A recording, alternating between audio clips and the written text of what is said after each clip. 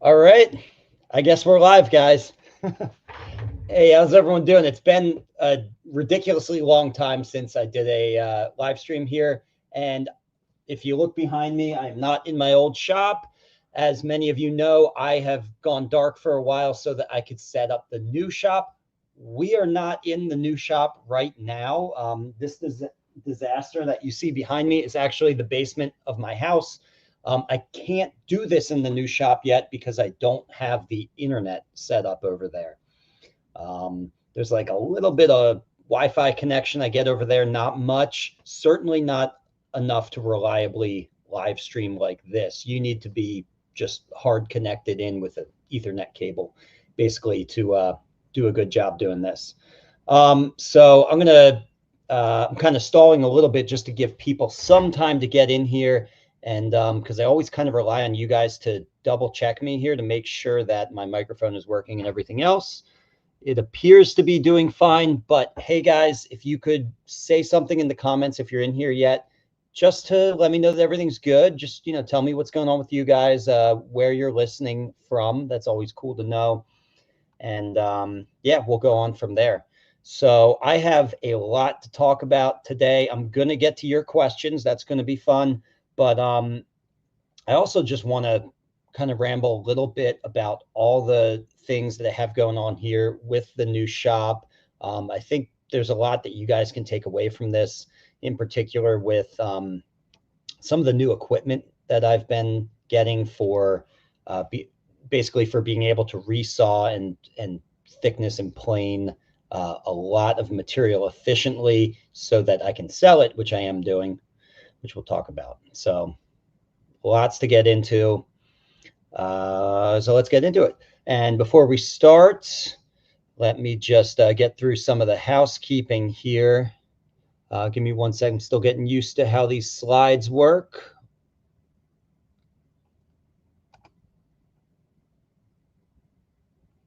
Okay, here we go. Sorry, guys. All right, so if you like what I do and you get a little something out of the things that I teach here, well, there's a lot more that you can learn. If you go to ericschaferguitars.com, first of all, you can check out the hands-on workshops that I teach and the schedule of dates for them. This is an 8-day course where you learn how to build a flat top acoustic guitar, a guitar which you bring home with you at the end of the course. So the schedule of dates is up there right now for the fall. My next class will be all the way out to the fall. So there's actually no classes in the summer. Fall and winter will be the next classes. So check that out, ericschaferguitars.com. And actually, I recently had the first workshop in the new shop location. And so I really want to give you guys a shop tour and show you some of the things I put together in the new shop. But again, I don't have the internet hooked up over there. And also I'm not finished yet. So I'm going to do an epic shop tour video at some point. But hey, I just wanted to show you guys right now some of the pictures from the first workshop that I had with Dominic. That's Dominic you see there. We're in the upstairs part of the workshop. And I had my friend come out who's an electrical engineer, and he really hooked me up with some awesome lighting setups, both in the lower part of the shop, which is the machining section, and in the upper part of the shop, which is really the hand tool lutherie part of the shop. And so you can see most of those pictures there are in the upstairs. There's one picture in the bottom right that shows the machine room, we'll call it. So yeah, send me a comment, guys, because actually I'm not seeing anything right now. I hope I'm actually live. Oh God, these things are always so awkward. Give me a comment as soon as you can, but I'm going to keep going. Oh, there we go. Okay, Jeff Hughes, thanks a bunch, buddy. So I am indeed live. All right, so there's the shop. And oh, I wanted to show you this next picture here. Let me explain this first. So funny story about this first workshop. I screwed something up, not Dominic. had an issue which caused a very serious tear out on the Western red cedar top in the top left corner of the upper bout. And it was serious enough, and especially on, a soft wood like Western red cedar, repairs and making things like that disappear are difficult to impossible. And so sometimes you have to come up with a plan B. And almost immediately when it happened, Dominic, almost like he had the idea in mind from the get-go, had this idea to make a pick holder for his guitar. And what's cool is we were building a parlor guitar. It's actually the first student-built parlor guitar in the shop. And honestly, something like this pick holder here, I think is perfect for a parlor guitar. Like if you're going to put it on any kind of guitar, a parlor guitar is kind of the right guitar for it, because, a pick holder on a nice high-end guitar, in a sense, is a little gimmicky. You wouldn't really put that on like an orchestra model, but a parlor guitar is already built as sort of a compromised instrument to begin with. You're scaling down the guitar significantly for the sake of basically comfort and portability and things like that. So the guitar in and of itself, I hate to use the word gimmicky, but it's almost like I think compromise is the right word. It is like a compromised guitar. And so, for example, Dominic chose this guitar because he wanted this build to be, he's a singer-songwriter, and he wanted this build to be his like quick grab guitar, the guitar that's always out, leaning next to the sofa, or, if in my house, for the parlor guitars that I have them right next to the piano. So they're just very accessible. And so, hey, why not put a pick holder on there? And honestly, I think it came out pretty cool, kind of classy looking. It's a piece of Wengi with a maple border around the edges of it. And what you can't see here is on the inside, we spent, a good bit of time sort of troubleshooting this and coming up with the best thing. On the inside of that is a little cavity with some, I believe the material is called Duplon. It's basically the soft foam material on fishing rods. Okay, that squeeze, if it's not a cork handle on the fishing rod, if it's a cheaper fishing rod, it has this squishy foam. And we super glued in a piece of foam in there, and it provides just the right amount of sort of grip there for the pick, for almost all sizes of picks, although Dominic messaged me and let me know that the really fat, like jazz picks, I'm not sure what to call them, but you guys know what I'm talking about, those super fat jazz picks, they didn't hold right. But anyway, I thought that was just an interesting thing to share. Let's see what Jeff says. He says, pick holder would be a functional plus. If I were to build an acoustic guitar, I'd go with a parlor with fine exotic woods and stainless steel frets. Yeah, man. This guitar has Evo Gold frets, which I've talked about them a lot in the past, but to me, they're just as good as stainless steel. Technically, stainless steel is harder. So it should last longer, but Evo Gold is hard enough that you're basically never going to get pits in the frets. Really, the thing is that nickel silver is just inadequate. It's really just, I don't know why we use it on guitars. It should be Evo Gold or stainless steel or nothing, in my opinion. Maybe use nickel silver on, toy guitars for kids or something. Anyway, I digress there. Evo Gold, by the way, to be fair, you can't really find it right now. So I guess we are just stuck with stainless steel for the moment, but hopefully the market will figure that out. All right. So, and continuing with some of the housekeeping here, you guys watching right now live are probably, for the most part, already in this course, my Building an OM acoustic course. because you guys are in the members forum, and you guys sort of get all the you get to know about these live streams ahead of time before they come out. So anyway,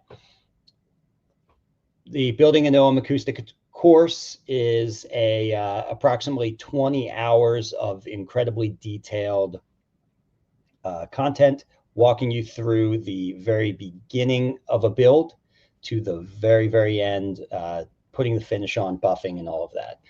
So anyway, there's over 500 students in there. It's the success of those students is, as far as I can tell, 100%, meaning they've built their guitars. So moving on from there, I hinted at earlier that I'm getting all this larger equipment because I'm getting into batching out backs, sides, and tops. And so I do have some Wengi back and sides right now. Dreadnought sets are 125, OM sizes are 120. And I also have a bunch of really nice redwood tops with some serious figure in them, running between $95 and $165, depending on the quality of the piece. And so I'm just, right now, I don't have the website set up with pictures of these. So I'm really just pitching this out to you guys to make you aware. You can send me an email if you're interested, and I can give you more specific information. And then if we move on from there, I'll send you a PayPal invoice and we'll get that shipped out. Okay. And also, I just want to mention, I just the other day pulled out some walnut sets that I have and took some pictures.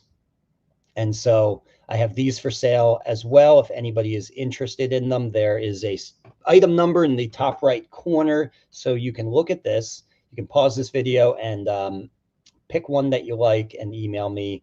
And again, we'll get that worked out.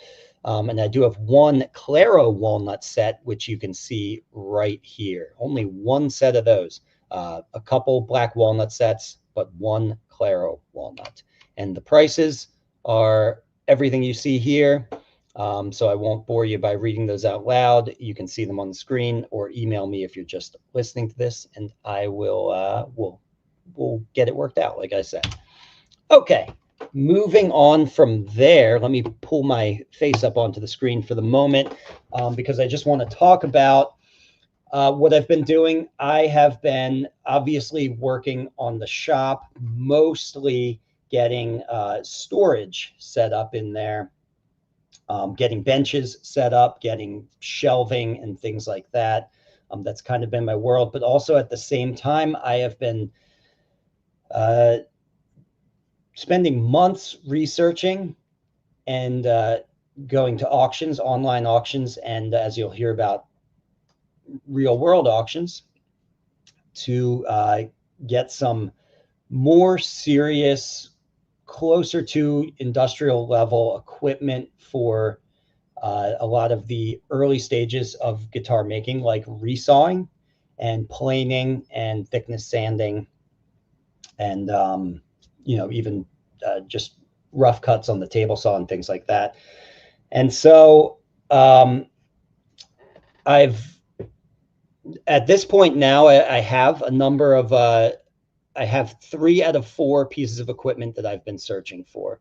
And as of last night, I got the 2 pieces that I was really looking for. And it's I'm still kind of reeling from the auction I went to last night, which was a in-person auction at a technical school.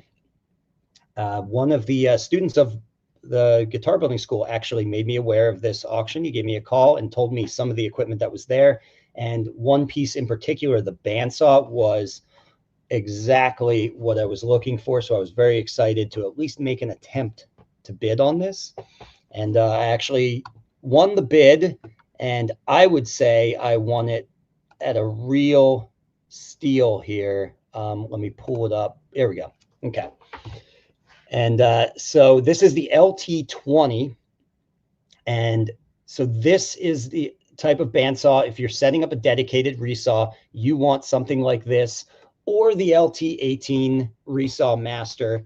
That's another one I was looking at, along with some Powermatic bandsaws. And actually at this auction, there were 2 other bandsaws that I considered alternates. Like if this didn't go through for maybe a lesser price, I would have taken one of the 2 Powermatics that they had there. But actually, I got to the auction late, and they were literally auctioning off the Powermatic bandsaws as I was walking in the door. So I didn't even make an attempt there, which was good because this one, the LT20, which is what I really wanted, came after the fact. And I bid on it and got it for $1,800. And this is, you know, a 5 horsepower Italian-made bandsaw. It retails for, what is it, $6,700, something like that. So honestly, I got a hell of a deal on this. It was in, had a good amount of time, 10 minutes or so, to take a look at it before the auctioneer got to it.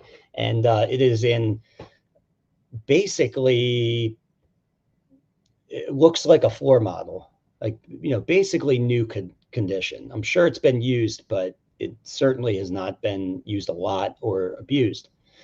So that's very exciting. I really just want to share this with you guys because I'm excited about it, but also for anyone who's getting into or wants to or is considering getting into resawing, I just want to give you guys all my secrets here and all the results of my research, so maybe you guys can do a similar thing. Again, if you're really serious about it, you need to set up a dedicated resaw, which means not a general purpose bandsaw where you're constantly swapping out blades, but you need a secondary bandsaw that just sits with a big ass blade on it all the time, so that you're not constantly taking it off and changing the setup, which wastes time and also results in a lot more sort of abuse to your bandsaw, right? Because you're constantly resetting the guide blocks and everything, and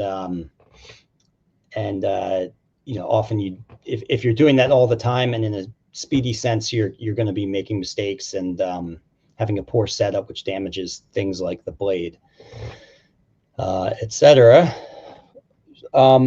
Yeah, moving on from the bandsaw, super excited about that, but this is even crazier. So at this auction, it was actually literally the last item that they had there, and this auction was 3.5 hours, maybe 4 hours long in the hot sun.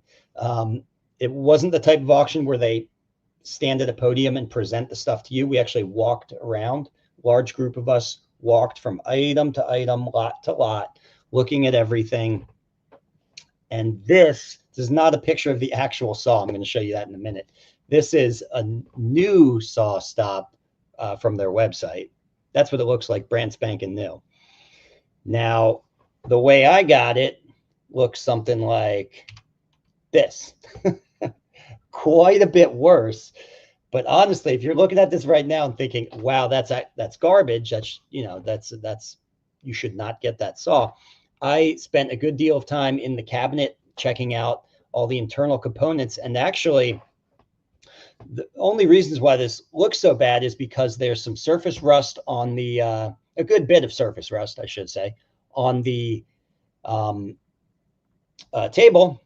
And also all of the accessories they have sloppily piled on top of the table. Those are really just accessories that you see on top.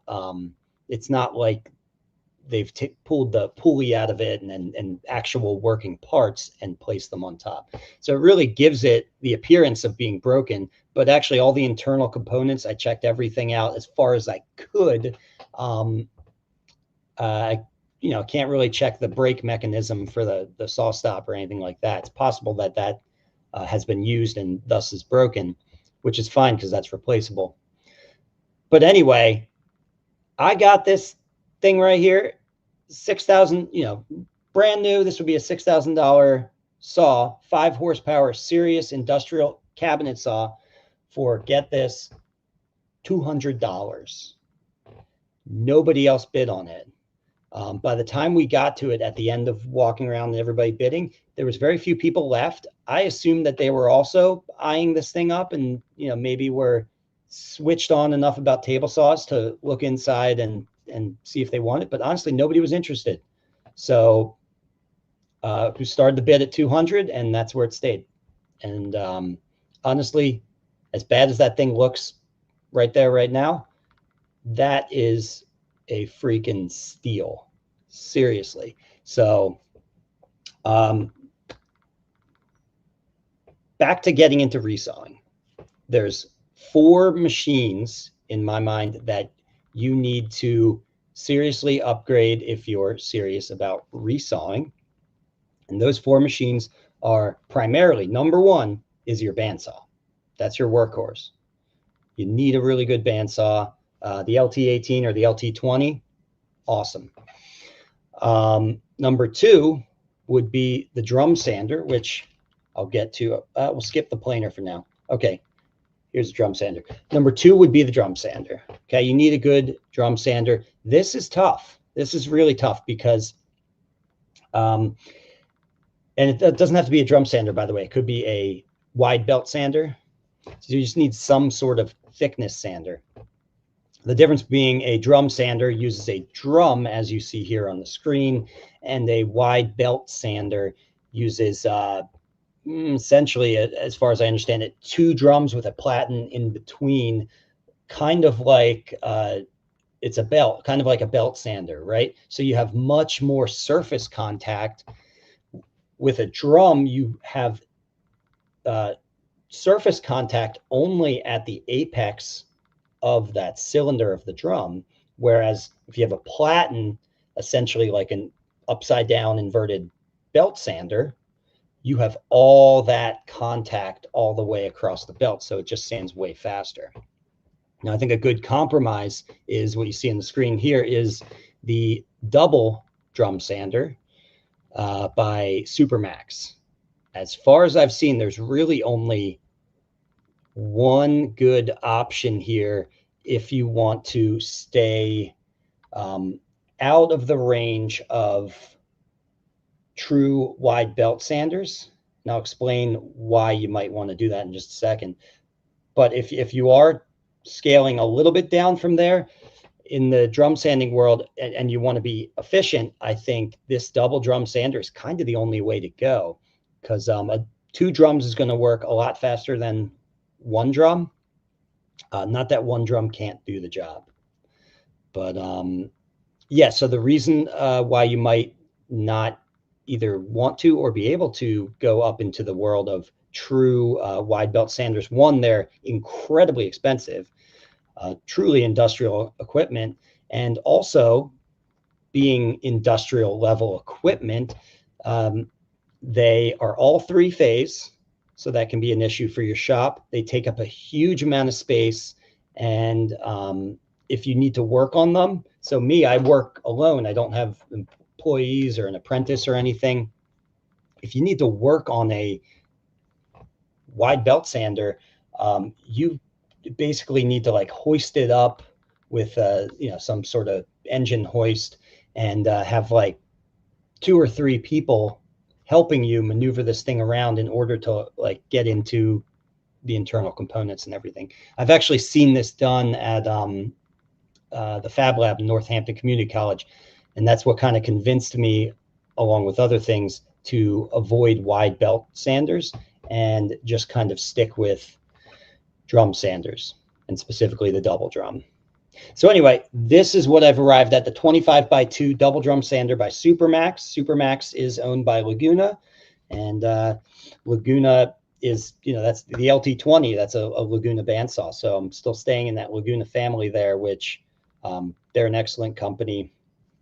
Now, backing up a little bit, the 4th item that I haven't really talked about yet, if you're getting serious about, resawing, is having just a decent planer. Now, this I'd say is 4th for a reason, because it's not as important as the drum sander and the bandsaw, and even the table saw, I would say, because some of the lower end models, even the job site models, do a pretty good job. They're going to get bogged down. They don't have the horsepower to hold up with really dense woods unless you go very, very slow and take very, very shallow cuts. So again, there's time there and you're going to lose some time. But I think most of your time loss is going to be with the thickness sanding and not the thickness planing anyway. So that's why I say maybe get this, if you're going one machine at a time, maybe get this machine last. Okay. And Monkey Sweeper says the wide belt sanders we used at Gallup opened up for maintenance from the side. Okay, great. Yeah, so I'm going off of the one example I've seen when I saw a bunch of guys working on one of these at the Fab Lab. Okay, so yeah, I'm sure they're all a little bit different. And maybe it was the type of maintenance too. Like maybe most things you can do from the side on that specific one he's talking about, but I don't know what they were actually working on that wide belt at the Fab Lab, and it might have just been a certain very specific problem that required lifting it up onto the hoist.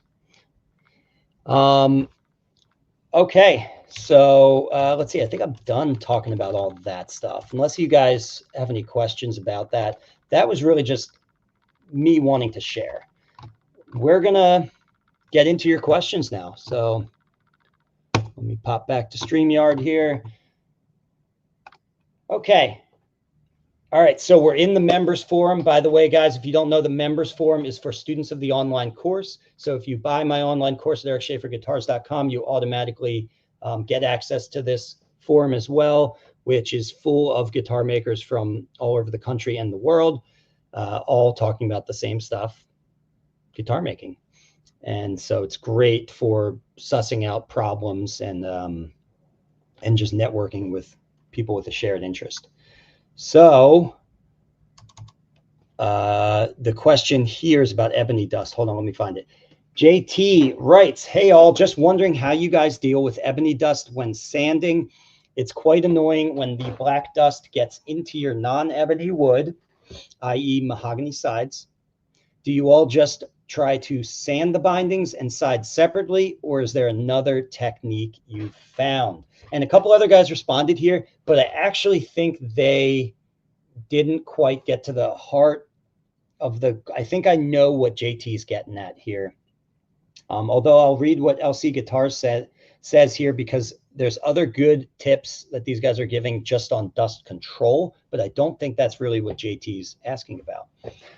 So LC Guitars writes, don't wipe or brush the dust off the wood. Yeah, definitely. He's right about that, especially the brushing with your fingers. Your fingers tend to press fine dust. The finer, the worse it is. So if it's 320 sanding, that very fine dust, if you're wiping that off of the surface with your hands, you're actually going to push it into the fibers of your spruce top or whatever it is. He says, use a vacuum to get the worst of it.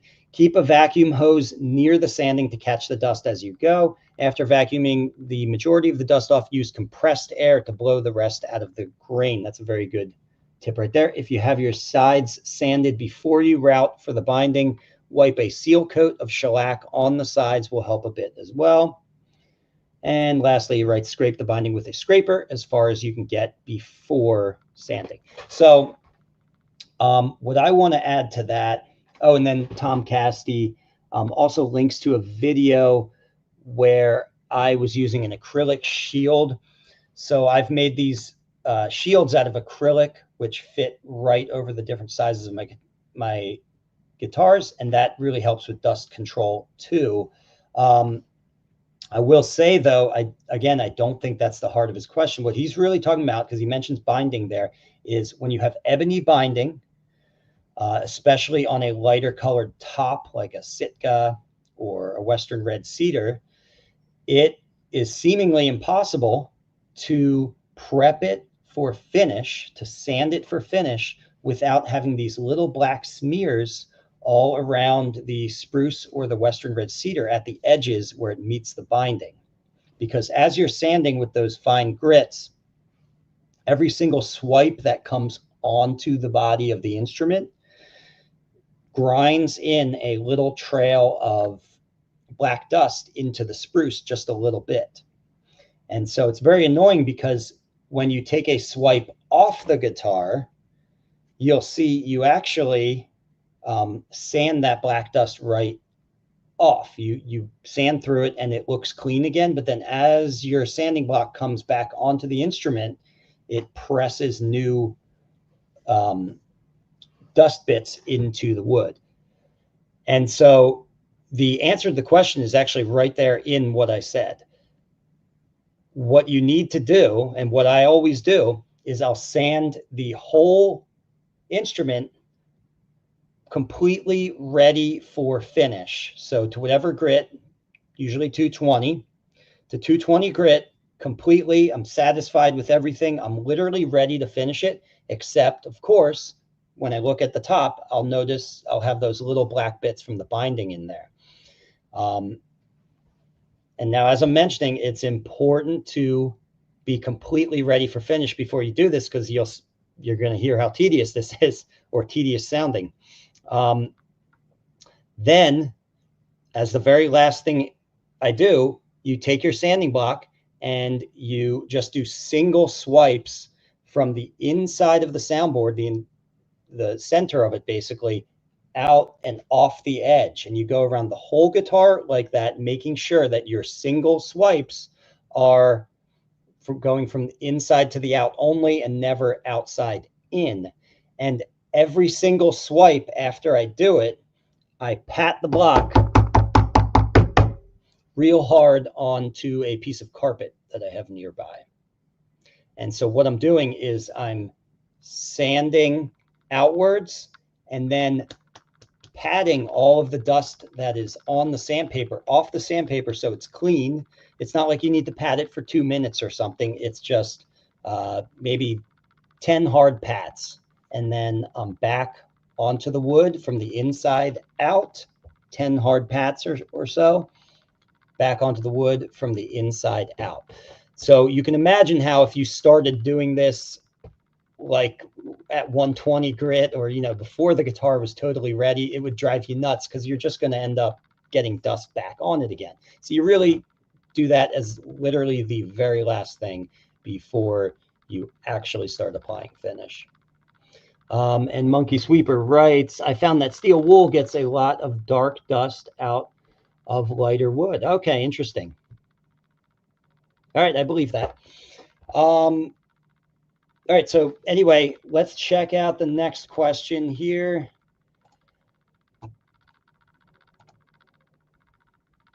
Question or comment. Let's see. Hi, Eric. This is from Chris BK. Hi, Eric. Hope your moving was or is going well. Thank you, Chris. It is, actually. And you and your family are feeling fine. And we are. I want to make an OM, my second, and one cello about to be finished for my dad.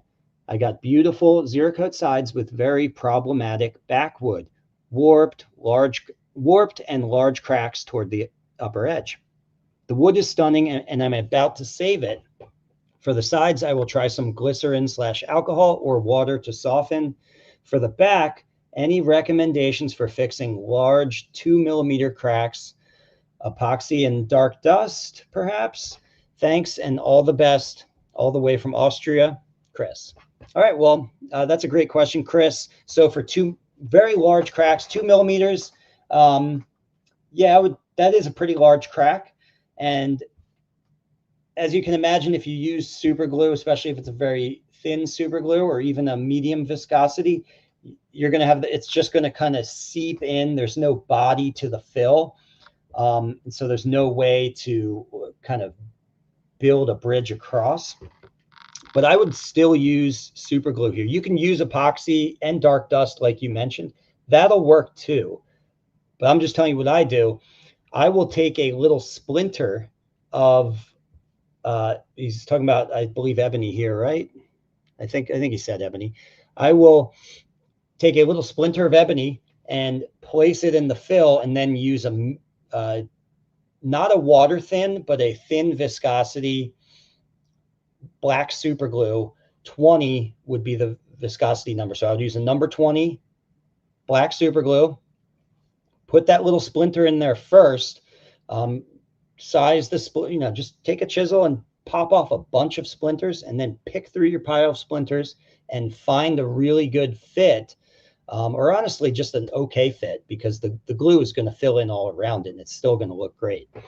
So you find an okay fit, place it in there, and then just run your glue all around, and that's enough body in that 2mm crack to bridge all the way across and give you a good fill there. But again, you can use epoxy, like you said.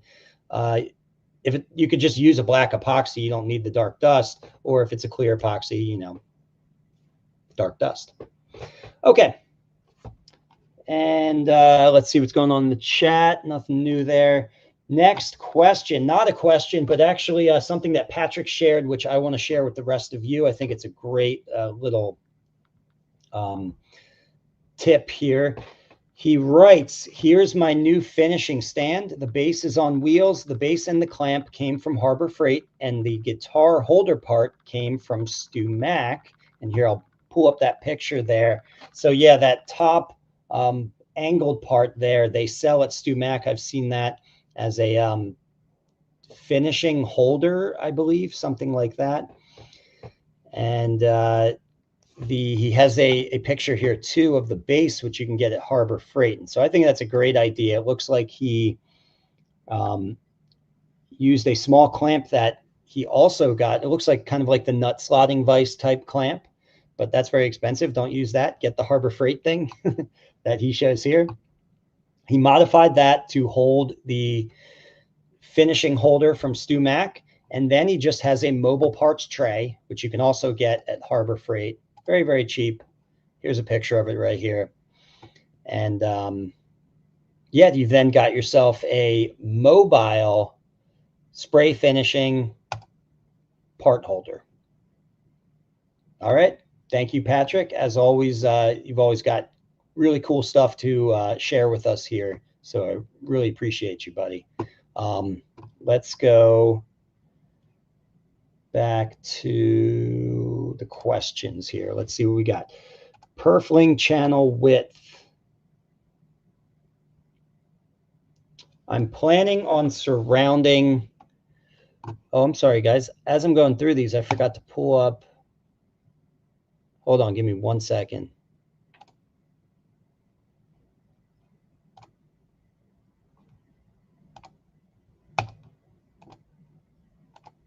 Okay. Sorry, guys. I'm getting used to the software here. I know I say that every time, but enough time goes between these live streams that I literally forget how to use the software again.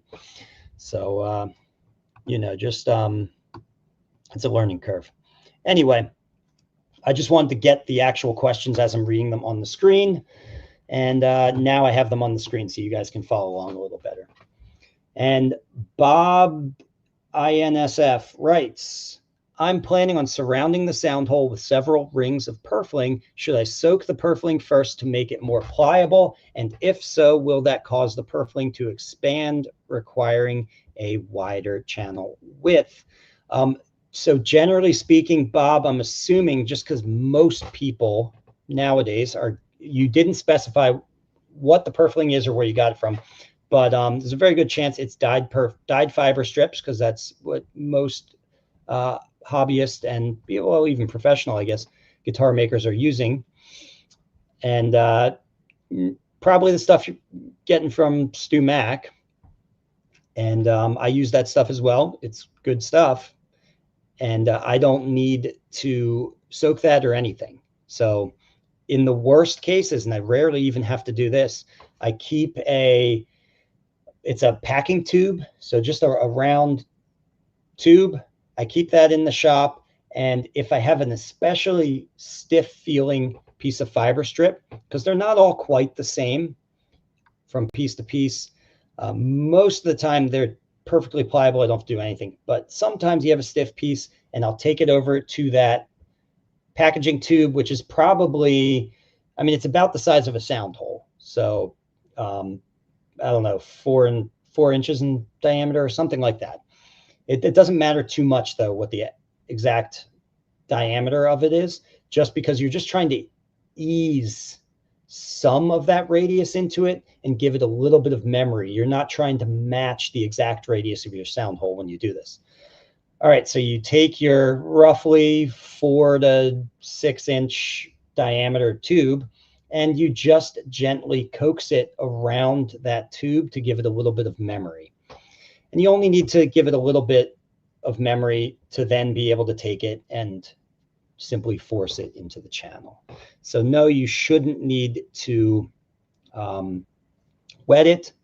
Now, of course, if you're in doubt of what to do here, this material isn't that expensive.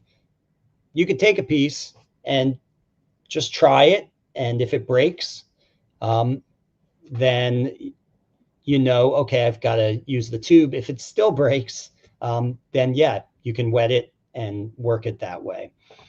And as far as requiring a so if you end up wetting the material, maybe it's not the StewMax stuff, it's a different, you know, stiffer purfling material. If you end up needing to wet it, then as far as requiring a wider channel width, well, what I would do is I would just wet it and see what, and try to fit it in without the glue, of course, and you'll find out. So you'll see if it goes in easy or if now all of a sudden it's not quite fitting in, and then you can simply take another pass, just kissing either the inside or the outside edge of that channel to make it just a hair wider, and Bob's your uncle. And I don't say that because your name is Bob in this case. Okay. And what do we got going on? Your screen shares aren't visible. Oh, interesting. Right now, Larry, or is this before I fix that? Are they still not visible? I'm going to keep talking and I'm going to keep going, but I'm going to wait and see. Not going to wait. I mean, I'm going to see what Larry says. Oh, and Monkey Sweeper says they use time savers. So he's talking about in industrial thickness sanders. Those are, yeah, very expensive, but great pieces of equipment. And he's talking about at the Gallup School. Okay, Willie McCracken writes, I see Discord. Yes, so that is what Larry, that is my screen share is Discord. So, okay, it's working. Great. Back to the questions. True oil in the bridge area. Oh man, this is everyone's question. When you get into finishing, if you finish with the bridge attached and the neck and fretboard attached, you know, the whole guitar completed, if you finish that way, everyone always runs into the problem of the finish not quite looking its best in the inside corners around the bridge and around the fretboard. So Yaya writes, hi everyone, this is my first post here. I don't think this question has already been asked. It has actually, but apologies if I'm wrong about that. It's fine. I've completed 3 guitars since taking Eric's online class and am absolutely hooked on guitar building. Overall, I'm really pleased with the results of my true oil finishes, except for one thing. No matter how hard I try, I always end up with a narrow, about 1/8 of an inch area just around the perimeter of the bridge, looking somehow fuzzy and rougher than the rest of the guitar. Am I the only one? Any ideas on how to improve this?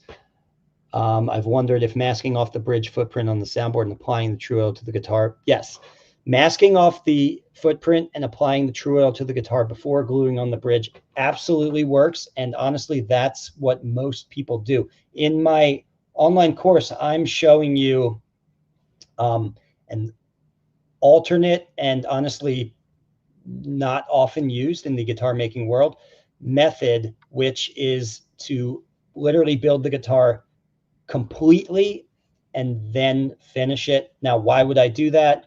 It is actually the old ancient way of, you know, ancient meaning like classical guitar, going back to, you know, classical guitars. Way of finishing a guitar is you actually build the full guitar and then you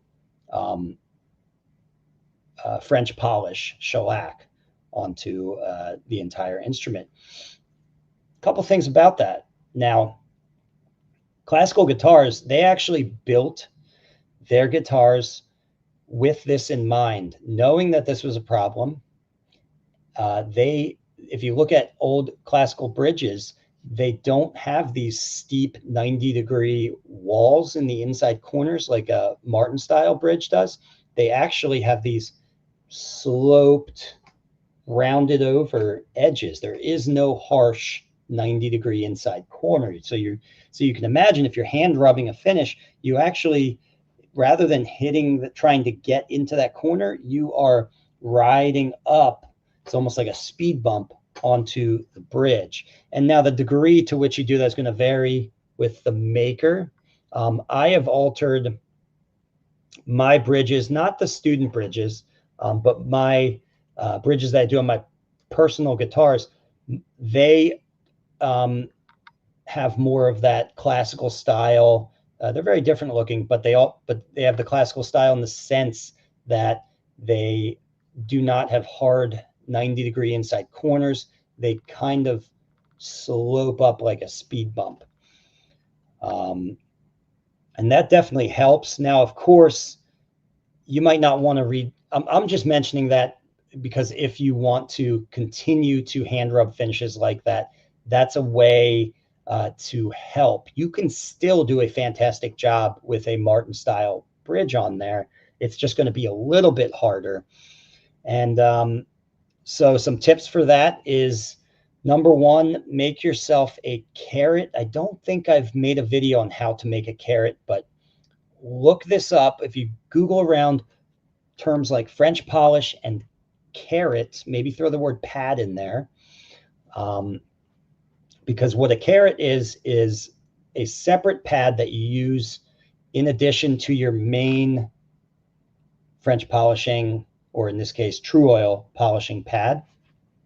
And the carrot is named the carrot because it honestly looks like a carrot. Essentially, you place your interior cloth inside your outer sheathing and you roll up the edges. I wish I had some cloth here because I could actually show you exactly how to make it, but I don't. And I'm just going to kind of describe it for you. You roll up the edges until it creates a nice, fine, sort of coiled up point. And then you take a rubber band and rubber band up the back side of it just to hold it together. The rubber band is there simply so it doesn't flop open while you're using it. And now that carrot can be considered a detail pad. The vast majority of your finish application at that point is going to be done with the main pad, and just those inside corners around the fretboard tongue and the bridge, you're going to use that carrot or detail pad to very vigorously, even a little bit more vigorously than you do the surrounding area, to get into that inside corner. The idea being you don't want even a tiny bit of leftover oil in that inside corner because it's going to harden and you're going to have a mound there. And then when you go in for the next application, it's going to just build off of that mound. So you really want to rub it in good so it doesn't, so you don't have that effect. Now, the reason you mentioned it looks fuzzy, so the two things there, it'll look fuzzy. One, if the finish simply is not getting into the inside corner at all. So if you have your big pad and it's, kind of oversized and you're just going around the bridge, you might think you're getting up against that inside corner. But if you actually think about how the pad is shaped, and it's kind of sloped like this, you're applying finish up to the bridge, but it's never quite getting all the way into the inside. Hence the detail pad, the carrot, that will actually get all the way up into the inside. The other reason why you might be getting fuzzies also, by the way, is if you're aggressively trying to get into that inside corner and your bridge maybe has little edges on it, I've seen it where you're actually tearing the cloth a little bit, and so you're creating lint in that inside corner. But you'll be able to tell if it's the first thing or the latter by simply looking closely at that 1/8 of an inch perimeter. And if you look closely at it, you'll see that either it's raw wood showing there, which would mean it's the first thing, you're not quite getting into the corner, or you'll actually see little white bits of fiber. Then you know you're tearing the cloth, or perhaps even your cloth, it hasn't been washed enough, so it's not actually lint free, in which case use older, cloth, like used clothing, used cotton, or if you're buying new cloth, just wash it several times before you use it, and that'll get rid of the lint. Let's see, Monkey Sweeper. Yeah, those things are over 10K. Yeah, he's talking about the time savers again. Yeah, so when I talk about when I mention industrial equipment, I mean, we're talking in the, there's like a crossover area where you're not quite industrial, and that's where I'm at, where you're in like the 5 to 10K range, and then 10K and up is truly industrial level equipment. Yeah, well, anyway, I think we've harped on that quite a bit. Next question here is, oh, not a question, just a nice comment. Tom Casti writes, I see that Eric has a sale going on for his Wengi back and sides. I've had good luck with it for my first 2 builds, and he's got a nice picture here. That looks like a parlor to me, right, Tom? I'm sure you're in here, Tom. Yeah, that looks gorgeous. So it's always nice to see that. Actually, I remember that set. I remember shipping that out. So anyway, I just wanted to share that, one, to show his guitar, but also a bit self-serving. Hey, I've got I've got Wengi back and sides for sale now. So check it out. I talked about that in the beginning. If you missed it, just rewind to the beginning of this video and you can see some of the sets of black walnut and claro walnut that I have. But also I have a whole bunch of Wengi and redwood. And yeah, just send me an email if you're interested. I don't have I'm working on the website. I actually have someone coming in to help me with the programming. It's actually my brother. He's a programmer professionally. And he does at the moment, he's independently contracting and going to people and just doing one-off jobs. And so he's going to set up an e-commerce section of my website so that we'll have nice, beautiful, stunning photography of each individual piece, and you can scroll through it just like you would at other luthier suppliers and say, I want that specific set right there, and you can buy it, and we don't have to back and forth through email and all that stuff. So that'll be nice. Okay, Rick Malloy, that's pretty. I have a couple sets and they are nice. Yes. Yeah, I think you bought some from me too, Rick. Correct me if I'm wrong. All right, and then I just have one more here. Oh yeah, shared mistakes. These are always fun. So this is actually, I don't want to make too light of it because this would be pretty, I'm sure he was pretty devastated when this happened, but this is from Larry Kuhn. And here, before I read this, let me just pull this picture up so you can see that. That's a pretty hard pill to swallow there. For you guys who aren't looking, just listening on audio, you can see a giant chunk taken out of the top of the guitar and just a huge crack on the side. And with that, let's go ahead and read what happened. Larry Kuhn writes, well, this just happened. I was routing the binding channel with the StewMac binding jig, and it broke through the side. And since the bearing rides along the side, it took part of the top with it. I'm sure I was pushing the guitar against the bearing too hard, but obviously I also want to make sure the bearing and side stay firmly in contact as I rotate the guitar around. Yes, I just want to make one simple point there, because I see this a lot. And and this is something you get used to over time when you use routers with bearings or even with guide bushings frequently. When you first start out using routers with bearings or guide bushings, I find that everyone wants to push really hard against the template or against the bushing or against the bearing, just to almost like psychologically to confirm to themselves, okay, I'm against the edge. I'm definitely getting all of the wood, like I'm perfectly matching the template. And over time, you learn not to do that for reasons like this, or other reasons. You know, the router might move in its fixture. Just lots of things. If the router comes off, then it's a very dangerous situation, right? So you're pushing into this templates. I've seen templates slide from people just leaning into it too much, again, simply to confirm that you're against the template. But you really just, you can feel it.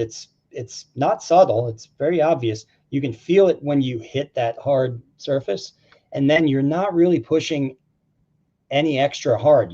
You're just kind of referencing against it and riding it out. And worst case, you need to do another pass, right? There's really no need to bull in a china shop this. Okay. So I just want to mention that. And, you know, not trying to kick you while you're down. You probably already realized that at this point, it sounds like, that maybe you were pushing too hard. Let's see. So, and then he goes on to say, this is a downside of sanding the side to 75 thousandths of an inch for bending a cutout, I guess. Yes, that's the other thing too I was going to mention is you may have sanded, let me see if I can tell from the picture. Sometimes it's hard to tell, but you may have just over sanded.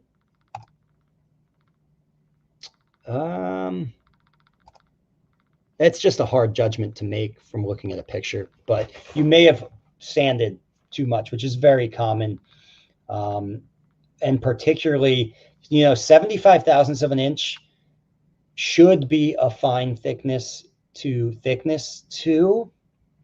I think where the problem for a lot of people comes is not the initial thicknessing prior to bending, but it's actually the heavy sanding before binding to kind of level everything out, especially if maybe you hand bent the sides and there's a lot of warps and different things like that, and you're just trying to sand it all out.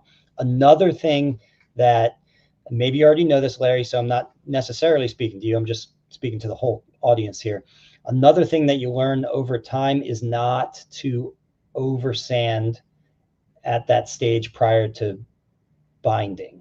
So I know that the sort of instruction is to sand the sides completely so that they're nice and flat and square all the way around, so that the bearing isn't encountering little dips and warps in the sides, which then get translated into the binding channel. You don't want that. But at the same time, it doesn't mean that your sides have to be 100% flat and square. They really just need to be flat and reasonably square along the edge of the channel where the bearing's going to ride. Okay, if you have sort of a low spot in the middle, you can actually let that go. And then when you're at the finishing stage, you just take a soft block and sand that area, and that'll kind of ease that warpage out a little bit. It'll distribute it out, and you won't be able to notice it anymore. Yeah, so it's a very common problem to over sand the sides prior to binding. You know, you get tunnel vision, you see this low spot, maybe you've chalked it up so you can see all the low spots, and you have like one or two super low spots left, and there's something in the brain that says, okay, as a completionist, I need all of that chalk to go away. But actually, you really want to follow kind of like an 80% rule. Okay, if you have a little bit of chalk, and especially if these are areas that you know you're spending like 20-25 minutes just working one area, just call it quits. It's not going to matter in the end if you have a couple low spots like that. Okay. And I think, did he say something else here? I think I'm going to stop trying to use mahogany for a cutout guitar, I guess, and switch back to East Indian rosewood for the next one. And he's saying that because mahogany is a little harder, not even a little, I'd say it's quite a bit harder to bend than East Indian rosewood. East Indian rosewood bends just like butter. It's awesome. So easy. And mahogany, not so much. So yeah, that's not a bad idea. But also I think those two things I said, if you kind of let those percolate and think about those for a little bit, you might be able to still use mahogany and really use, once you get good at it, use whatever wood you want. There shouldn't be a problem. But yeah, if you want to make it easier for yourself, for sure, East Indian rosewood, and then you can keep it at 85 for a cutaway, maybe 90 for a non-cutaway. That's thousandths of an inch thickness. I'll also go a little thicker than 75 for the next bend. Okay, that's fine, I think. And hope that the combination of the linen epoxy method, by the way, you can see that method, what's it called? Arch toppery? You guys can tell me. Ken Parker's Arch Toppery YouTube channel. I watched a little bit of this. You guys brought this to my attention in the members forum. This video of Ken Parker, who's a legend, applying epoxy and linen to the inside of his sides prior to bending, specifically in tough areas and on difficult woods, in order to prevent it from splitting and compressing. And I thought that was brilliant. I'll probably watch that video again, actually. For certain very figured woods, I would adopt a method like that. Okay, and that's it for, let's see what we're doing time-wise. Okay, 10:57, we're about at an hour. But you know what I think I'm going to do? If you guys, well, hold on, let's see what you say in the chat. Black Carina, Paduk, and Bloodwood are some of my favorite tone woods. I don't know what Black Carina is, actually. So I'll have to check that one out. But I do like Paduk. I haven't really used Bloodwood, actually. It's cool looking, though. Love the brilliant red of it. Larry Kuhn, or I'm sorry, William McCracken says to Larry Kuhn, love the rosette. And yeah, I agree. That was actually, it looked like an Art Deco style rosette. Let's go back to that for a second. Yeah. Larry, why don't you, I mean, you're showing us the really bad parts here, but why don't you, in the members forum, not right now, well, you could right now, but at some point, upload us a picture of that rosette. I'd love to see it, because that looks really cool. And maybe you already have, and I just haven't seen it in there. Okay. Sorry, I lost my train of thought. I'm really bad with that. Okay, yeah, I was just reading your comments, and now we're gonna jump over to YouTube, if I can find it. Sorry, guys, just give me 1 second, because I wasn't planning on jumping over to YouTube, so I didn't have this set up as a tab. But I'm going to see if I can jump over here right now. Now this, I like to do this sometimes. I don't look at these ahead of time, but it's fun to just hop in. Okay, never mind. We're not, they're doing some two-factor authentication thing to verify nonsense. All right, I'm not doing that. And we've done a lot here. So why don't we do this? If you guys have any questions about what we've talked about here, about the new shop, maybe about the equipment for, you know, thickness sanding and resawing and all that stuff. I've done a lot of research on it lately, so I think I'm pretty well read currently on that equipment side of stuff. But if not, I'll give you guys like a moment here to chat up a little bit, and then you know, we'll see what comes up, and then we'll just call it right there. And I'm not seeing anything yet, but I'll wait. And that's fine too. We can also just end it, which I think we'll do now. Okay. Yeah, I don't see anything coming in. All right. Well, thank you guys for watching, and this has been great. I'm going to try to do more of these. I might do one the same time next week, but I'm going to let you guys know through members forum and email and this and that if I'll be doing it same time next week. I'm just very busy right now. Schedule is very chaotic, but I'm definitely going to do more. It might be every 2 weeks at this point instead of every week, but we'll see. Because one of the things you find out when you have to move a shop, I know a lot of YouTube guys will film the whole shop build and this and that. And I thought about doing that, but I was like, man, this is already, I thought about how much time this is going to take me. And I knew it was going to be several months to get set up, even just sort of minimally.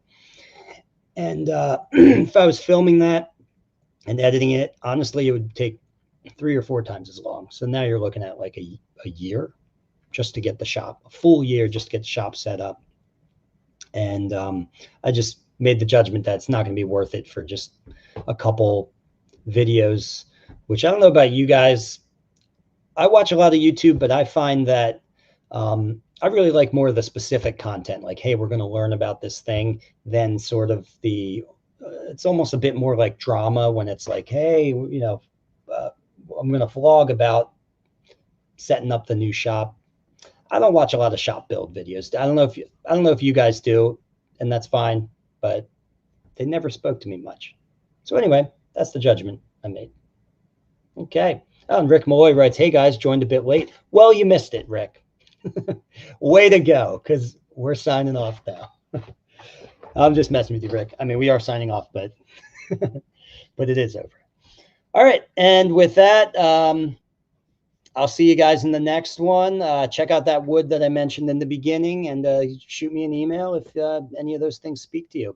All right, bye for now, guys.